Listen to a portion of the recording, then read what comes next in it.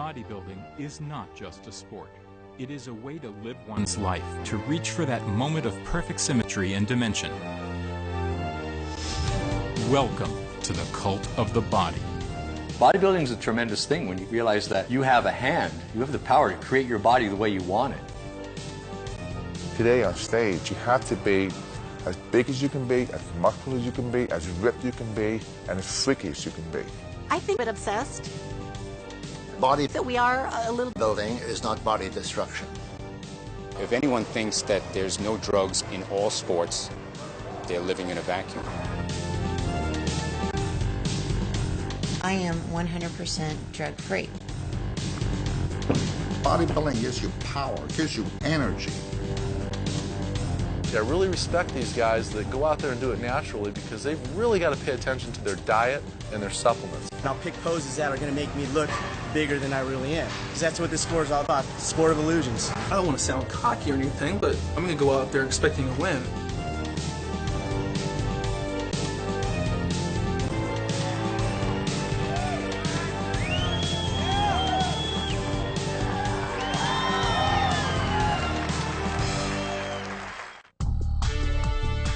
Each year, thousands of people from all over the world gather for the ultimate bodybuilding competition, Mr. and Ms. Olympia.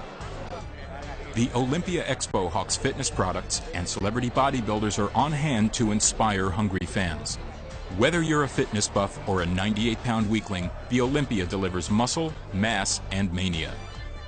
This is our Super Bowl bodybuilding and fitness right here.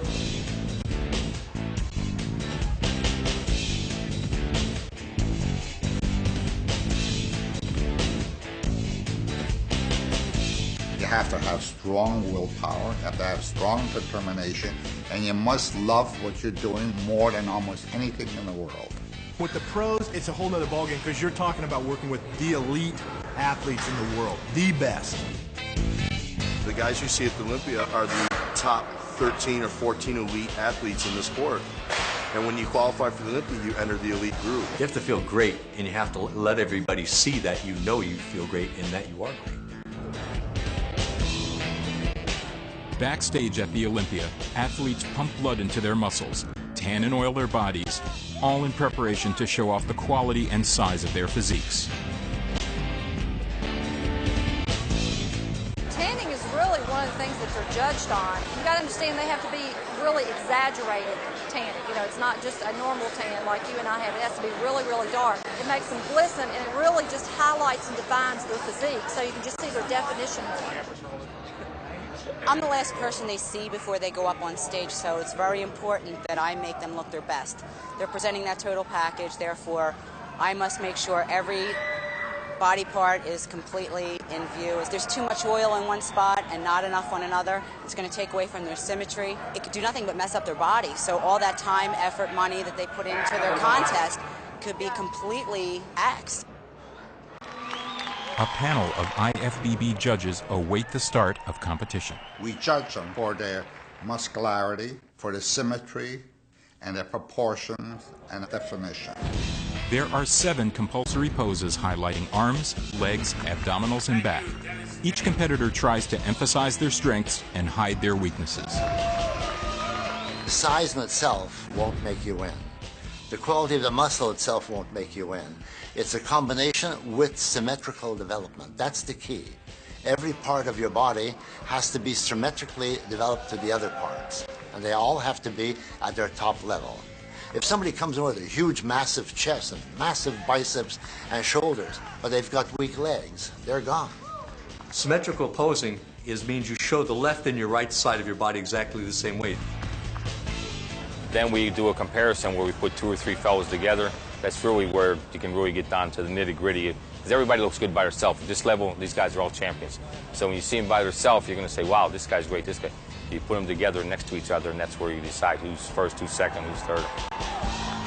What goes on in the pose down, it's a culmination of all 3 rounds, and it's the athletes trying to outdo one another. So if one guy does a pose, the other guy's saying, look, I can do it better, and he's trying to prove to the judges, I'm better than this guy. The pose down is where the bodybuilder's charisma and confidence shines through. It is a free-for-all, and the audience loves it.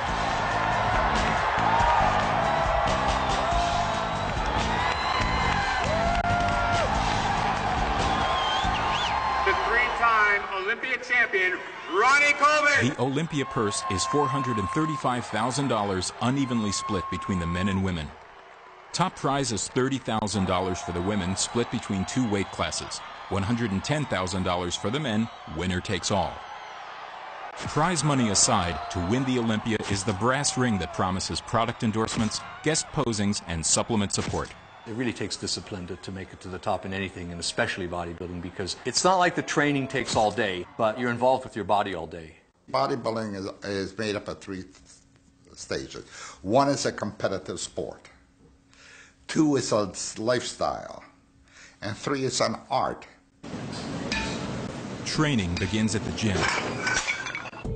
Gold's Gym in Venice Beach, California is considered the mecca of bodybuilding.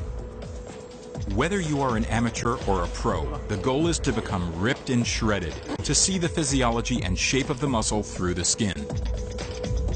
For some people, no matter how hard they train, if they do not have the proper genetics, they will never achieve the desired look.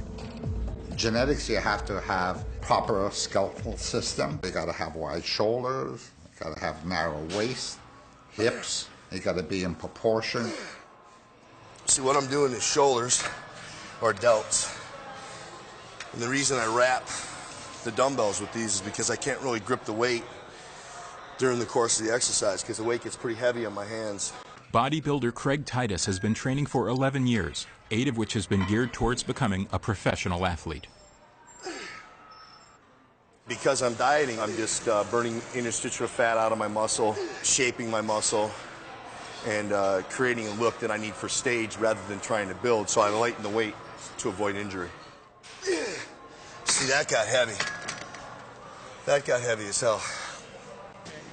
The idea is to sculpt your muscles to fit your skeletal frame, to have the least amount of body fat in proportion to actual muscle size. Heavier weight creates more mass. Less weight with increased repetitions creates more definition. This past year was the biggest I've ever gotten. It was 274. I'm 5'9". I still have to put another 15 pounds of muscle on.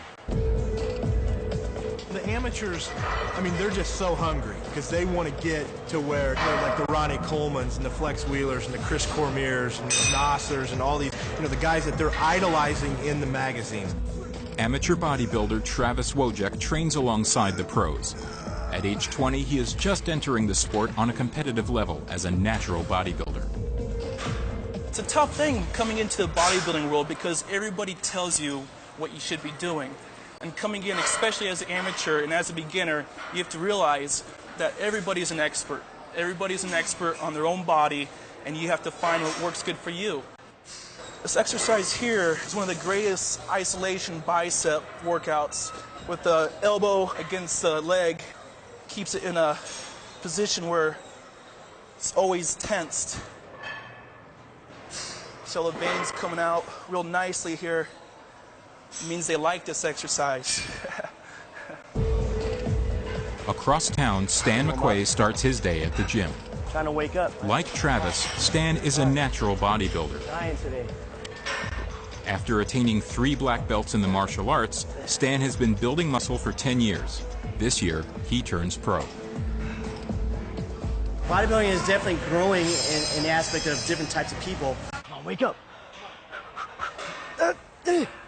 Especially now that the natural shows are coming up, you don't have to be a freak anymore, and they can see that, hey, we can just take natural supplements and compete.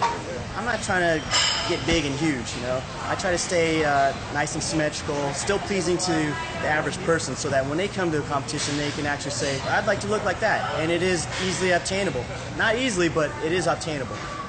I see definitely a push for natural bodybuilding. I see guys that are training in the gym, they want to look cut, they want to look muscular, but they don't want to look huge.